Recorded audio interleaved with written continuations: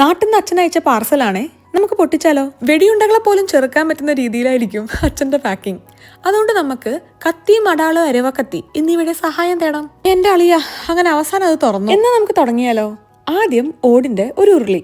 എന്തെങ്കിലും ഒരു പായസം വെക്കാൻ തോന്നിയാലോ? നല്ല കിടിലൻ ദോശ ഉണ്ടാക്കാൻ കാസ്റ്റ് ചെയ്യേണ്ട ഒരു ദോശത്തവ ഒരു 2 കിലോ ഇവിടെ തന്നെ പോയി. പിന്നെ 24 ഇഡ്ഡലി വരെ ഒപ്പം പോകുന്ന ഒരു ഇഡ്ഡലി തട്ട്, ഒരു ഐസ് ബാസ്ക്കറ്റ്. ഓ, ഇവനെ നമുക്ക് രക്ഷിക്കാനായില്ല.